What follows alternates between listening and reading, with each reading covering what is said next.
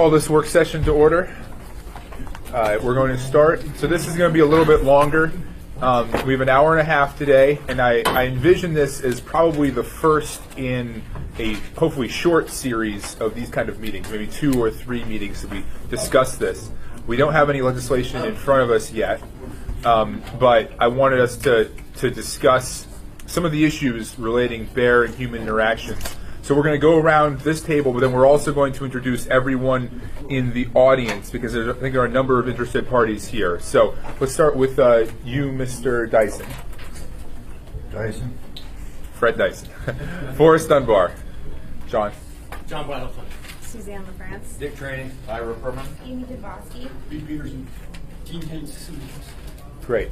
So let's start with you, Lisa, and then we'll go left. Lisa Slusner, Deputy Municipal Clerk. Great. Along the wall. Oh,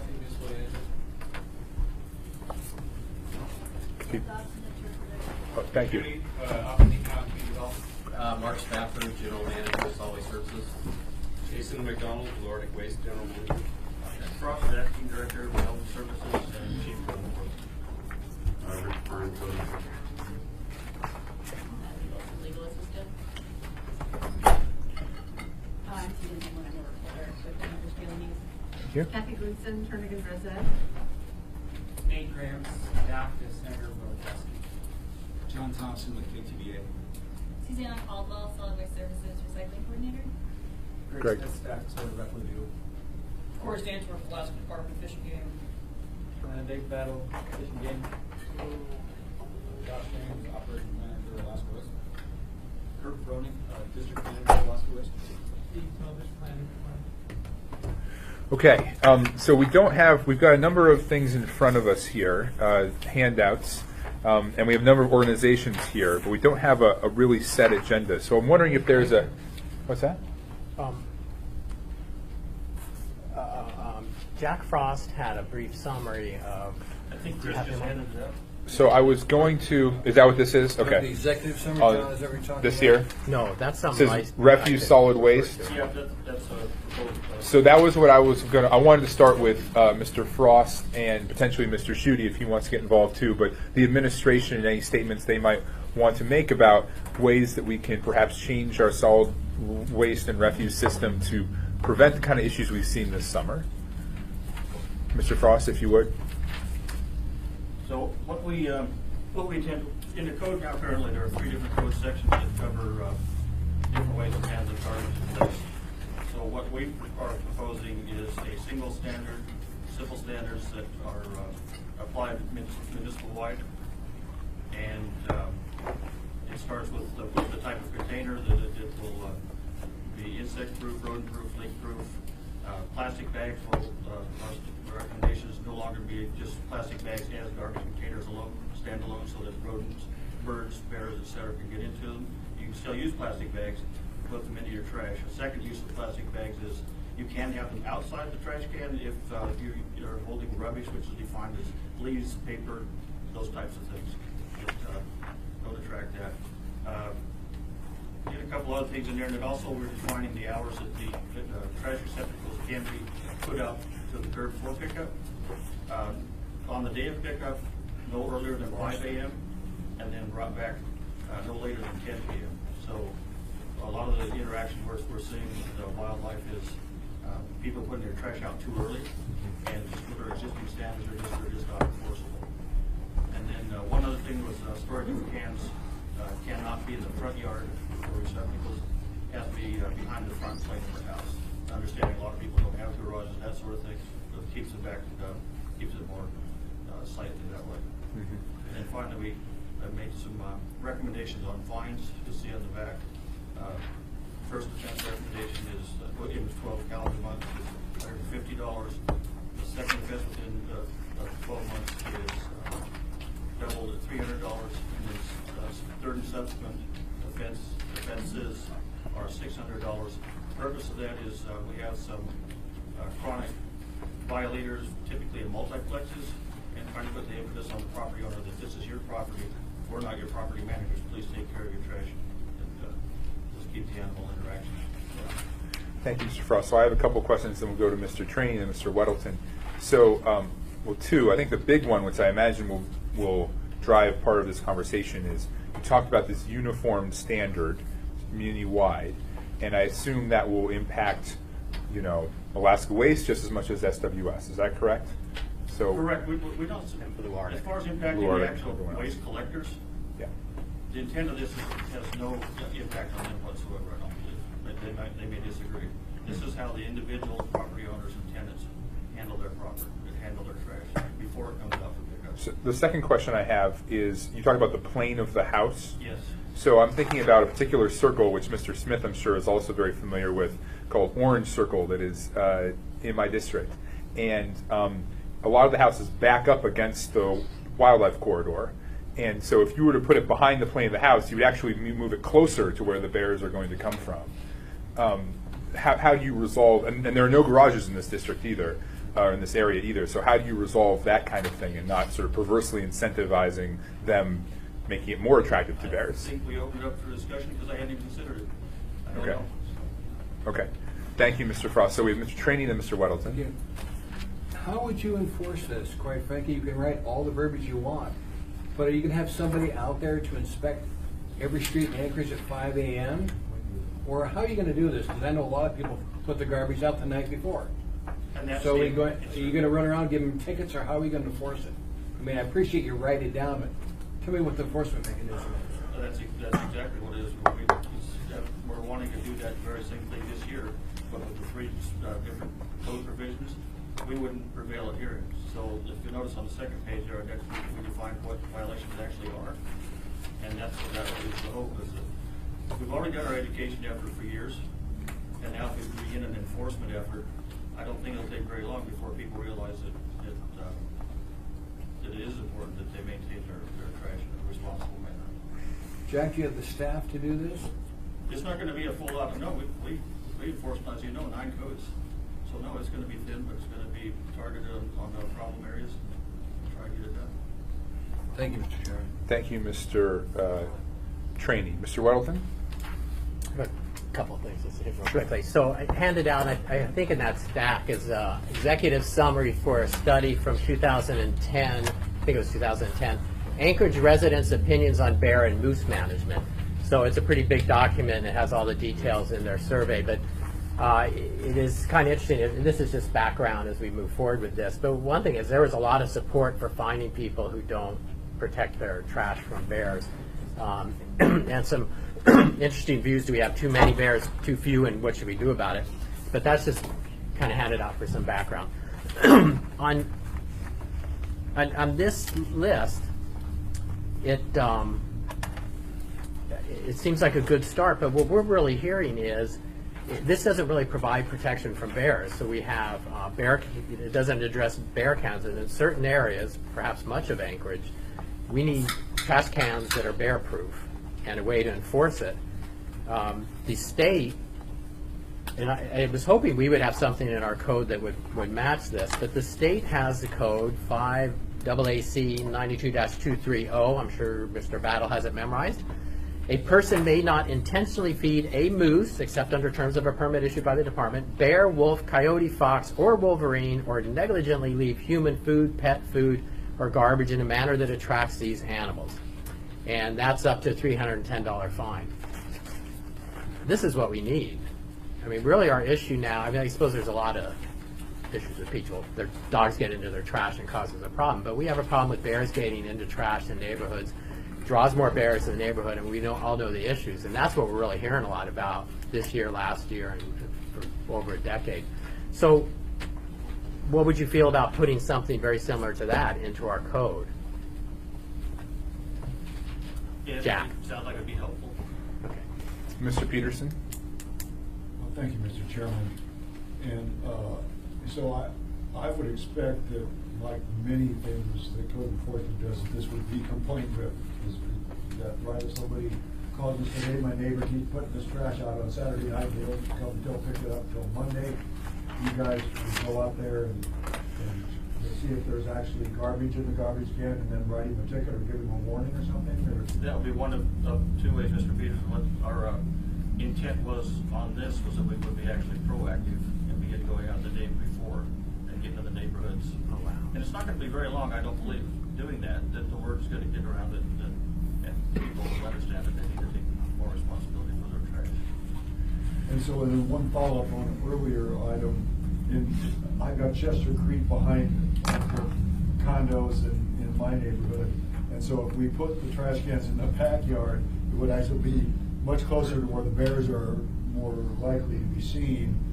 And so and most of the people don't have garages, so they don't have much of a choice. So if someone put their garbage can that had nothing in it on the side of their house or condo, that would probably fit within the rule of the law, you think? The document you have before you was just a starting point of what we think would work. So it sounds like that already that might need some amendment. So, we told you, Mr. Bossy, but I want to hear from Solid Waste Services and Alaska Waste and what was the other one you said? Blue Arctic? I don't think Blue Arctic is here. Right there. Oh, they are. Oh, I'm sorry. I thought you were Alaska Waste. So I'd like to hear from all of you about bear-resistant containers and their availability. Because what I hear from our neighborhoods, some of the neighborhoods that Mr. Peterson and I represent, is they don't have garages. They live in these are working class neighborhoods, and they feel that the additional cost can be prohibitive. Now, I haven't. I had my aide look into some of the additional costs, and it seemed like there was some disconnect about what actually the additional cost would be. And then even if they could afford it, it seems in some cases they can't get it, or it takes a very long time to get it, the bear-proof containers. So I'd like to hear why it seems so difficult for us to get bear-proof containers or bear-resistant containers into the neighborhoods that need them, especially now that we know that there's an expanded number of neighborhoods that do need them. I don't know if you want to speak before that, Mr. Bosky, or if I would Uh, it's... love to. I just want a clarification from Okay. Jack. So in my mind, when I've thought about this issue before, I have always known that if you create a nuisance and attract bears, you can be fined. And so what I'm hearing from your presentation is the fine is coming from the state, not from the city. Is there a mechanism? Do we have an actual fine in the city code? There are. We Because I thought we did. can do it under public nuisance. But there's also the way some of the code is structured. For instance, in Title 15, we shall give a notice of violation first, and then give them X amount of days to solve it. Well, garbage is a life safety right now problem with the bears. So that's what we're trying to do is get to a focus point where we can take immediate action and get the problem solved. Okay, so my understanding then was correct when there is a fine in code, but the way we have it structured, it's really not effective to do what That's we need correct, to. yes. Okay. Yeah, there's another code section, a different one that allows them outdoor storage of trash for 7 days. Well, And I've called you before, yeah, and texted yeah. you before. And it's just, we could write the citation, but it would be virtually, So basically what we extremely have- difficult to prove. What we have is ineffective for the situation. Yes. Okay. And I hope at some time we'll get to hear from Department of Fish and Game on specifically this issue, because I think between code enforcement and Fish and Game, I'm really interested in this. And I'll just say, many, many years ago, I had a black bear getting into my trash, and immediately as soon as I recognized it, the next day I called and I got a bear-proof container, and I've had one for 7, 8 years now, and I've never seen a bear back in my yard. So they do work. Thank you, Ms. Nabowski. So I guess I would have questions that I want to start with you, Mark, and then we'll go through the private providers. I want to know how long it takes to get a bear-resistant container, if there is a back order, how much does it cost, and how could we maybe re-incentivize things? Because the people who are getting bear-proof containers are doing the right thing. And it seems a little bit perverse that we charge them more than people that are doing perhaps the wrong thing by not having them. So is there anything we can do to address that? First of all, they're not to step on anyone's toes, but they're bear resistant, so they're not Yeah. bear proof. I think there's no such thing as a bear proof container. And then basically, I mean, your constituents wanted us to have bear carts, so we got bear carts. You know what I mean? So we didn't have to turn away anyone for any bear resistant containers. You know, especially since you guys approved the supplemental budget request last year for us to purchase the inventory that we have now. So I think we have around 200 that are deployed in the field right now. We have an inventory of probably over 800 that are just sitting at our yard waiting, anticipating, you know, the bear resistant cart rush that hasn't quite service area. Right. And so the thing that's different Service area. from our service area with respect to like some of the stuff that Jack's group would be tasked with enforcing is that we have our own code enforcement officer. And so that's what that person does every day is they're out just enforcing our code. And so they're not worried about the 8 or 9 other codes that Jack's staff has to deal with every day. So we have a lot more penetration as far as our area is concerned just because we don't have as many codes to enforce as Jack's group does. And that's what that person does every day. The bear-resistant containers and Alaska Waste or Blue Arctic might have a different story, but they're about 4 or 5 times. The cost for those is 4 or 5 times like what the normal card is. So it's a difference of $50 versus $250. And so that's kind of where that is where that additional $2 fee that we tack on every bear-resistant cart that we have in the field comes from, because it's not just a plastic container anymore. It also has metal moving parts on top of it. And then as you can imagine, you can't really stack these carts when you're transporting them like you can with normal roll carts, so they pretty much have to be just stacked on top of each other. You can't throw a whole bunch of them and get as many like in one shipment as you can with like a typical roll cart. So that's kind of the brief history from our standpoint. And we haven't had any, I don't think we've had any violations this year or had to issue anyone notices that their trash isn't out the day of service or after that or before that. So we did, I think, we had a large number of those the previous 3 years, but it seems like for whatever reason this year, we've gotten the public educated and they're handling their trash responsibly, at least in our service area with respect to having it out on the right day. Thank you, Mr. Spafford. So could we continue? Can you say your name again for the record? Jason McDonald with Blue Arctic Waste. Okay. We have some carts available now, and we're taking orders for the next year's bear season. We have an automated cart that you can leave locked at all times. And, we haven't had any problems, really. A couple of problems with our customers, and we just switch them out to bear carts. If anybody wants one, we will provide it. It's a little bit cost prohibitive, as Mark said, probably 3 times the standard price. But, and then I agree with Jack on our containment laws. Lids down, contain the container, chain it to your house.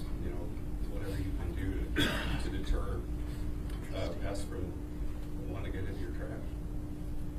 But we're here to help and participate in what we can. Mr. Weddleton and Mr. Bosky. So in this proposal, and this is all very preliminary, we're starting to, so anybody here, we expect changes, but proposal here is that the trash cans can go out no earlier than 5 a.m. and retrieve no later than 10 p.m. Does that work within the windows that you do trash pickup? Absolutely. And Mark, same? Yep. You'll get your chance to nod to that. What would be a problem with, in some areas, we do after 8 a.m. pickup, and that gives people a better chance of putting it out before they go to work. What would that do to your operations if half of the hillside and all of Girdwood were pickup after 8 a.m.? That's very hypothetical, but for perhaps. I don't think it would be logistically impossible to do that. I was considering it earlier today, just problem neighborhoods to schedule them, accordingly to something like that here. Get it so we can get it shortly after 8 as soon as they put it out, not leave it there too long. Try to get it picked up, in a window, say 3 hours, 3 or 4 hour window. If they get it out by 7:30 and be done by 9. All right. I'm sorry, Mr. Buss, before I go to you, I wanted to ask a follow-up question. You had stated that it costs 3 times as much to you to provide the bear cart. How much more does it cost to the consumer? We've sort of floated $4 a month. $4 additional? It'd take us about 5 years to pay for a cart at that rate. How much does, so in general, how much does how much does that cost original now? Well, I think Josh stated last week that a standard cart's maybe $50, and a bear cart is $200. No, but for the consumer, how much is it a month your service, and then you're adding $4 to that? So how much is it a month? How much? What's that? How much is your service per month right now? $17 for the base can. So you're talking about more than almost a 30% increase in cost to the consumer? It is, and I think it's really less impactful on the consumer than it is on the provider. But I mean, we have to shell out the extra $1 million or whatever per year, but we're willing to do whatever we have to do to make sure everybody has the containment necessary. So, but in my case, there may be people that could do it without adding some cost, but I would have to pass some of it on to the consumer. And I apologize for my lack of knowledge here. Are your rates set by the RCA or controlled by the RCA? Yes. So, Well, they're set by me and approved.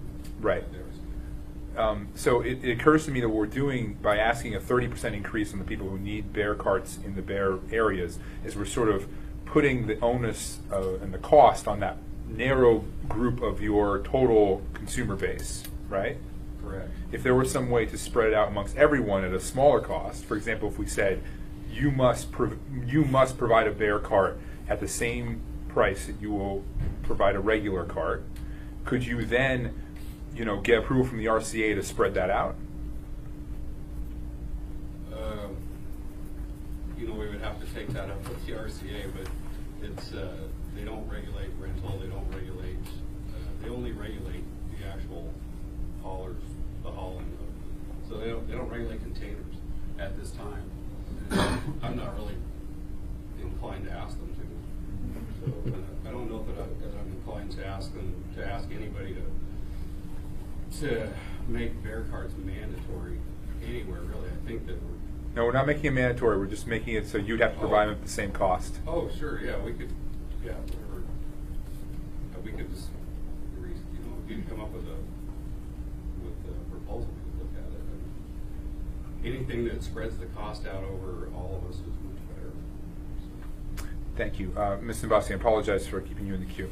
No, it's okay. You kind of asked the same question I was going to ask, and I was just going to give some context, and I admit I'm on auto pay, so I had to look it up.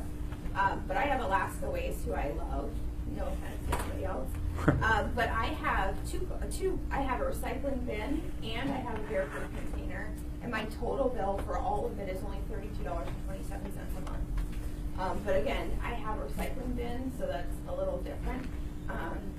But I'm sure Alaska Waste can talk to about how much. But I remember when I got it, it was only, I want to say only a couple bucks extra a month.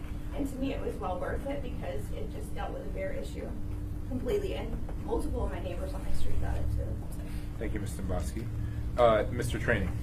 Question for Fish and Game. We've seen a huge increase the last 40 years in bears. I've lived here for a while. We've never seen the proliferation of bears we've got now. Are you guys doing anything from the state level to have an urban bear hunt, or at least control the bears? Because the comments I get from my constituents are they're not interested in human control. They're more interested in bear control. So what's the state doing to address the problem, the amount of bears we have walking in Anchorage? Anything at all? I'm sorry, and could you state your name for the record, please? Sure, Dave Battle. I'm the area biologist for Fish and Game for this area. Any sort of, we hear that a lot about a bear hunt on the hillside, that sort of thing. Anything like that would have to go before the Board of Game. Fish and Game doesn't have the authority to just implement that on our own. We hear that. We also hear a lot of the opposite.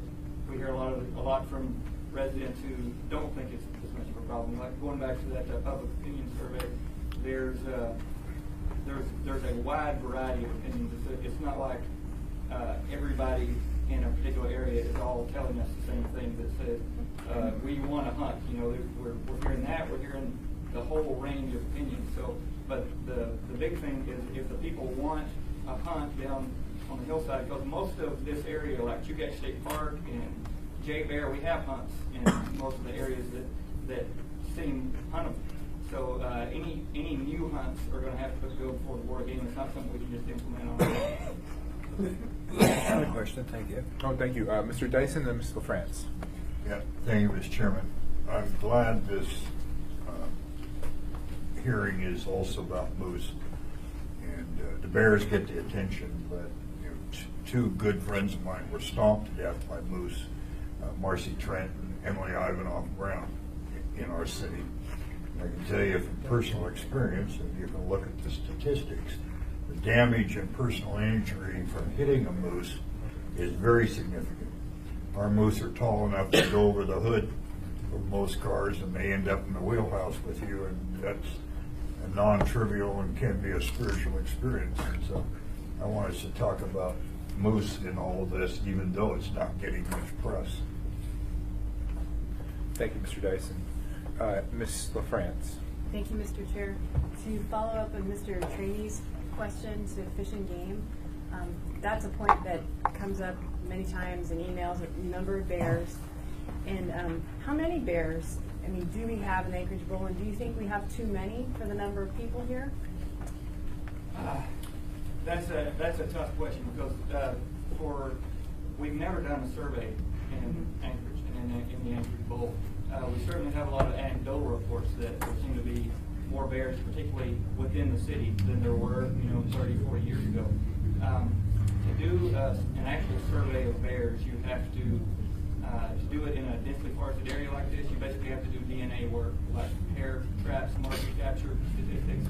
To do that, you have to put out a lot of bait to bait bears into those hair traps. So that's not the kind of thing we or I think anybody else wants to do, is put a lot of bait around. So we track bears more by indirect things like harvest levels and those scale numbers, that sort of thing.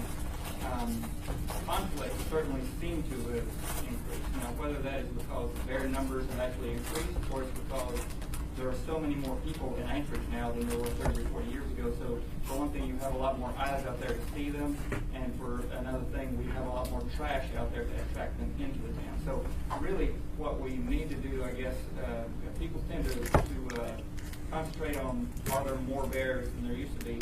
I guess I try to think of it as, are there more bear conflicts than there used to be, and how do we address that? It doesn't, you could make the case that it doesn't matter as much how many bears there are there more bear conflicts, and are there a way to deal with those conflicts? It's part of that population management to get more hunting in this area. That's one way to address it. The trash issue, I mean, no matter how many bears we have, if we cut the numbers in half, if we still have the amount of available trash out there available to them on the streets as we do now, we'll still have a lot of conflicts. I mean, we could cut the bears in half, I think, and if we have the same number of same amount of available trash, we're still going to have problems. So that's the way we think of it a lot. Can we reduce the number of attractions and available trash? And a quick follow-up comment. And as Fish and Game has pointed out before, too, perceptions of bears may be changing due to social media and cameras. And typical normal bear behavior is now highly visible because it's not, nocturnal activities we never have known about before.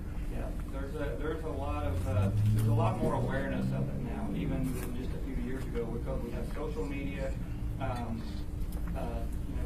6 or 8 years ago, even someone had a bear encounter in Anchorage, and they might know it, and their friends might know it. Now everybody knows it because they post it on Facebook. Everybody has remote cameras on their house now, so they see every bear that comes by. So there is certainly a perception, because everybody sees it now. The mainstream media even picks up on it. There's a lot of times that reporters call us and say, hey, I saw on Facebook somebody reported this, and they end up doing a news story off of that, where a few years ago they never would have known it. So there's a lot more stories going on about it, but in any event, we have conflicts we need to address. So all of that is kind of here and there. Whether it's a problem of having more bears or just perception, it's still a problem we have to deal with. Thank you, Ms. LaFrance. Is there someone from Alaska Waste here that wants to add any additional comments? Yeah, so you come a little forward, please. I don't know what additional comments I might have, other than there have been a couple of comments made about spreading the cost out to everybody. The RCA typically has been hesitant to do that. The idea that they're trying to protect the consumers from having to subsidize somebody who's getting a different level of service or better container, what have you. So in the past, I feel they've been kind of hesitant to do that. So to spread the cost out for the few that would be getting a bear cart, to spread that out amongst everybody, I feel they might be hesitant to do that. That was one thing that came up. As far as the availability of bear cans, like the other gentleman spoken, we have bear cans available now. We're getting those out for people who request them. They work well. The bear resistant cans work well. We feel that they're a tool. We don't want people thinking of that as being the only tool, though. You know, we feel that, you know, educating people on properly and responsibly managing their trash, some of the enforcement things that are being talked about, those are also excellent tools that we feel haven't been utilized maybe as well as they could be. Thank you. Mr. Weddleton's a question. Two. One is I'd asked before, so you have some experience doing the after 8 a.m. pickup in certain east to Hillside Drive and so on. Is that working? If it were expanded, what would it do to your operations? So it's problematic for our operations. We have a number of customers. It's difficult within the constraints of the time constraints we have of when we're allowed to dump our trucks and things like that to fit all of our customers in at that time frame. The other thing we need to remember is for every problem that solves, it creates another problem. So for the people who aren't able to put their trash out early, before, prior to 6 a.m., so they put it out later, it also means we're coming perhaps later in the day. So the trash might, even though it's out and we're coming after 8 might mean 4 o'clock. It doesn't mean it's going to be at 8:30 or 9 o'clock. And so we need to just remember that whenever we put the trash out at the curb, it's going to stay at the curb for a certain amount of time until we come pick it up. So in areas where perhaps we could have routed them earlier, for instance, we have their trash out at 6, maybe we start a route there and we dump the can at 6:30. Now if the can's out at 8, we may be coming much later today as we work our routes and work our way through the city. Well, what time do you start now? 6 a.m. So, I mean, for your workflow, could you just shift everything to 8? And the idea there is that it gives, because now people want to put it out before they go to bed because they don't get up till 7, and if you're there at 6, they miss trash. So by moving it to 8, they could bring it out when they go to work. And the challenge is we start at 6 and we end much later in the day. So if we start at 8, we're not finishing our routes prior to the landfill closing and prior to being able to empty our trucks. Okay, so it's a landfill issue. That's okay. a piece of the issue, yes. Okay. So another point, so you've expanded, you have the bear cans available. There's been some requests for Girdwood to become 100% bear cans, and even some people don't have pickup service. They just bring it to the landfill there. So what do you call it there, the transfer station? Transfer station in Girdwood. And that even they would be required to have some kind of bear-resistant can. If you had to provide that many to Girdwood, I don't know how many that would be, 7,000. Is that, and maybe between the two of you, but It'd be 7,000. there's a lot of people. But anyway, some large number. To do it all at once, I think we probably have, it might take me a year or two. So it'd have to be phased, realistically. But is that just that's a huge financial burden for you at that point? It's astronomical. As has been mentioned, the bear cards are roughly 500% more to purchase them. And you factor in the cost of the shipping, because again, as these guys have mentioned, typically by roll carts, they stack many stack together, and when they come in a container and we pull them apart. With bear cans, we get half as many in a cart. With the shipping being so expensive to get them here in Alaska, the cost is it's very expensive to get them. And on top of that, bear carts don't last as long as other carts because of the mechanism and things within them. So the capital outlay, it increases exponentially. Thank you. So I want to ask you and any other providers, maybe you might not know the answer to this question, but we are far from the only Alaskan city that deals with challenges with bears, and all of them have waste utilities. So what do they do in Juneau or other places like that? How do they work their rate structure with bear-resistant versus non-bear-resistant cans? Kurt's probably the best one to answer that question since you guys serve Juneau. Yeah, we serve Juneau, we serve Manus Valley, and a lot of those places, I know in Juneau they do have some bear carts available. I don't know exactly how the rate structure works there. I know in the Matsu Valley they don't really have bear carts. And again, I'm not saying that we don't provide them, but it's a very small if we do. Yeah, we don't offer bear carts in the Matsu Valley. And again, I think maybe there's a little bit more enforcement. Maybe there's a little bit more education. I'm not sure how they manage it, but I know that they're. I haven't heard that it's as much of a problem as Interesting. Okay, Ms. LaFrance. Thank you, Mr. Chair. Back to the question of pickup times. There's a perception, and I got an email from a constituent who believes that there's an agreement between Alaska Waste and Fish and Game that pickup in bear areas on the south side doesn't start until after 8 or at 8. Is that actually the case? Yep. Okay, so it's an agreement with Fish and Game. Okay. I wouldn't say it's an agreement. We met with Fish and Game, and we kind of drew these maps. And we just, we said that we would start out there. It wasn't as if we entered into a formal agreement or anything like that, but we agreed that that was something we could do to help move the needle. Okay, so the south side of Rabbit Creek Road would be probably one of those areas where folks could expect garbage pickup to start at 8 or afterwards. Okay, thank you. So, when is the earliest you start to pick up around town? 6 a.m. So what the combination of that and this, what you're asking for here, Jack, is that people would basically have to put their trash out between 5 a.m. and 6 a.m. Is that right? If that's when their pickup will be. It's rough. Okay. Other comments?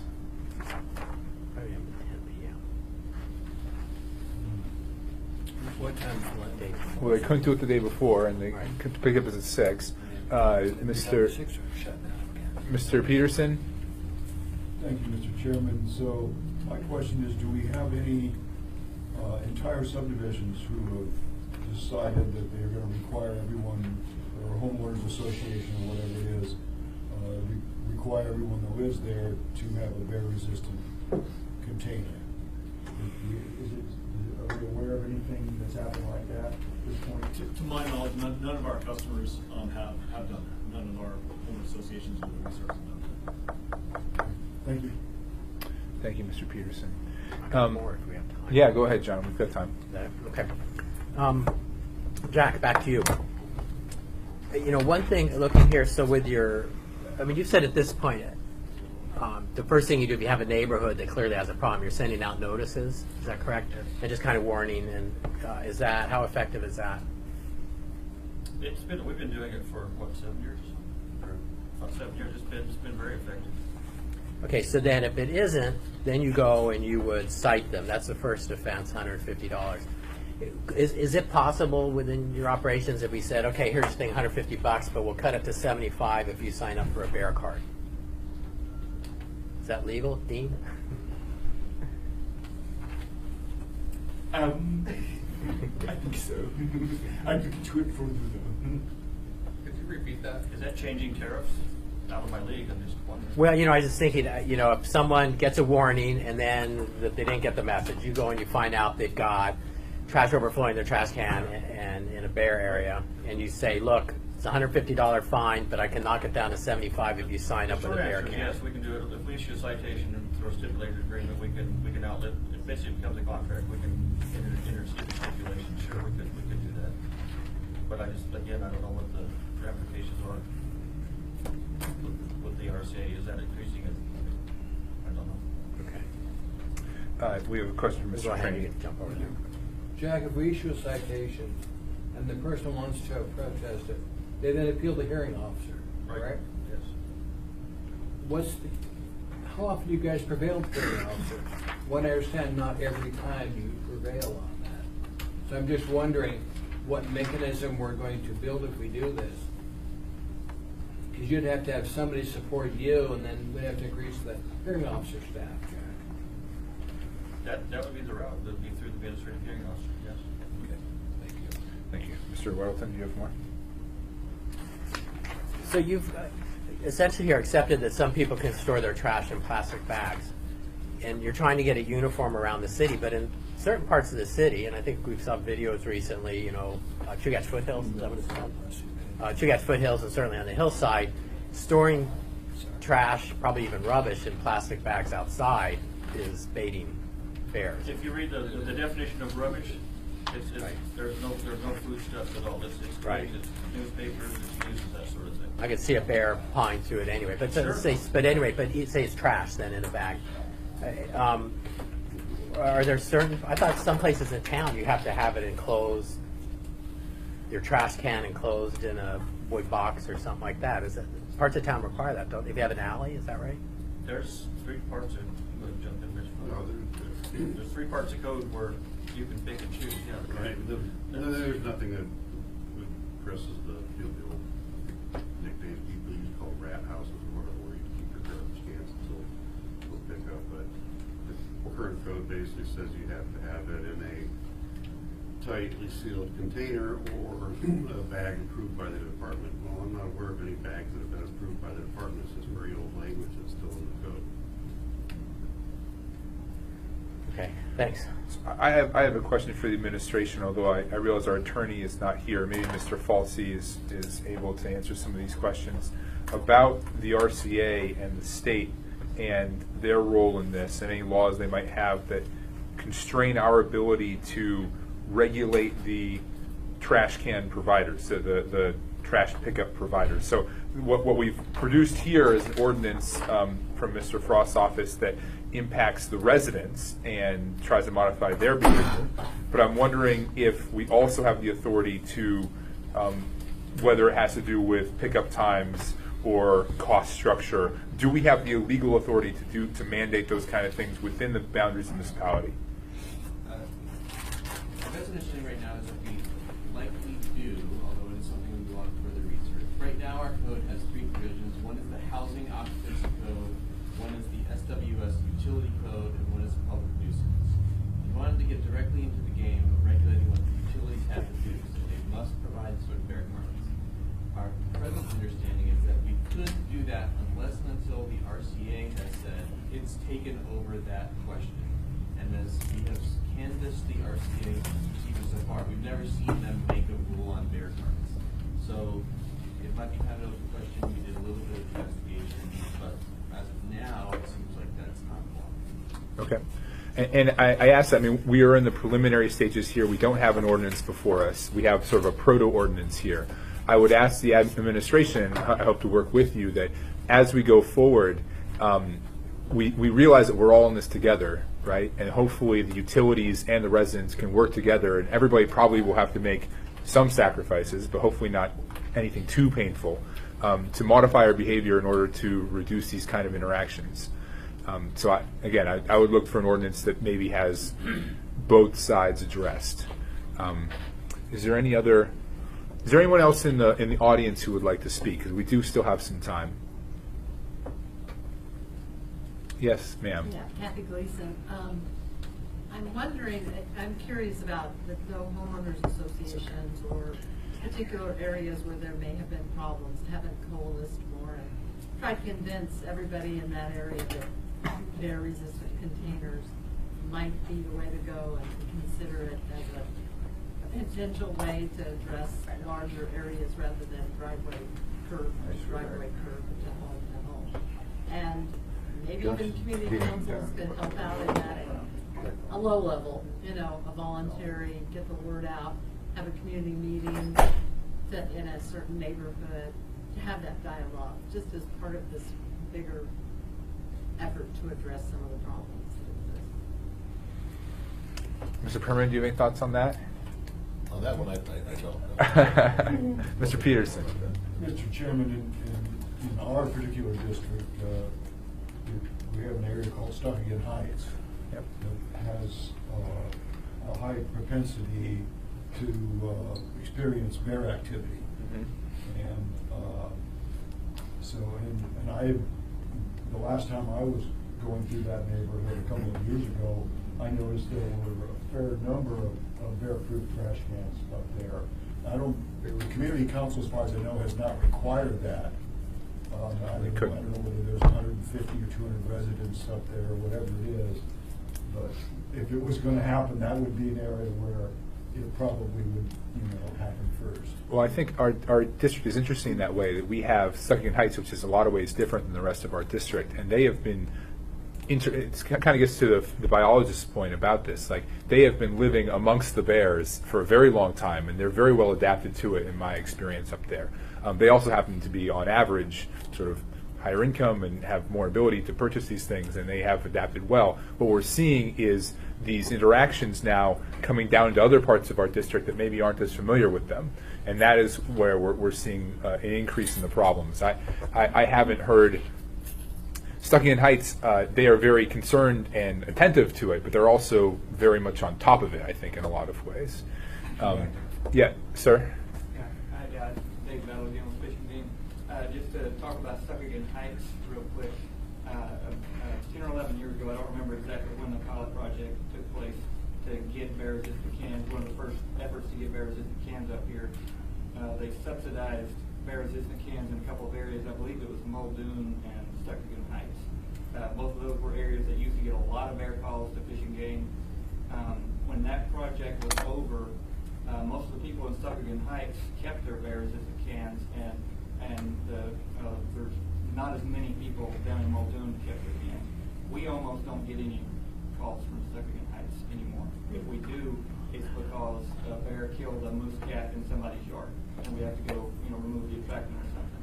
But it's not. It's almost never trash related in Succulent, even though there's plenty of bears coming through there. It's out in bear habitat, and there's plenty of bears there. We just almost don't get any trash related calls from there. Thank you. Mr. Weddleton had a follow-up. So you did an experiment. You provided the bear cans, and the ones people in Succulent Heights kept theirs, but in other areas they gave them back. And do you think that was to avoid the $2 a month fee? I think it probably was. It was before my time. It was 2 or 3 years before I came on with Fish and Game, so I can go back and look in more of the records and see what else went on there. But yeah, I would say that was part of it. And of course, like has been said, Succulent, most of the people have garages, and so even if they don't have a bear-resistant can, they have a garage to keep their trash in. Yep. But a lot of them do keep their bear-resistant cans. Thank you. Mr. Perman and then Mr. Graham, did you want to speak? Yeah, I just had 2 things to add. So Nate Graham from Senator Wielechowski's office. First, from a constituents that I've been talking to, one of the issues is that if 5 people on your block have these cans and one person doesn't, then the bears are still going to come back into your neighborhood because they're still getting into one person's can. And the issue is that people there's a safety issue with bears in the neighborhood. So it might not be your trash that's getting eaten, but if it's someone down the street whose trash is getting eaten, you're still having bears in your neighborhood, and that's what the concern is. And then the other thing is I reached out to some people in Juneau who, their city has a requirement that there's a locking, that you lock your trash. And one of their concerns is that these bear-resistant cans are difficult the lids are very heavy and they can be difficult for seniors to open, or even younger children, because it takes 2 hands to get these mechanisms unlocked. I just wanted to add that. Thank you. Mr. Perman? Thank you, Mr. Chair. Quick question of SWS. What time do you begin to pick up? That shifts usually start at 6:30. Not usually. We start at 6:30, and so we'll probably have someone arriving at a house around 7 a.m. Okay, thank you. Okay. Any other? Yes, sir. I just wanted to point out this, one of the solid waste companies could speak to this more than I could probably, but just to point out as far as bears in the cans and lids, they're all, I think, heavier, but there are several different models of bears in the cans. They're not all equal. There's several that are still in use right here in Anchorage. So at least 4 different models, I think, and some of them are heavier, and some of them have different mechanisms. So they're not all the same design. So you can look for different designs and address. Like ours are, if I may, ours are you have to actually unlock something, whereas the new cans, and this is something that just happened that Alaska Waste was working on, whereas they have a fully automated one. So nobody has to.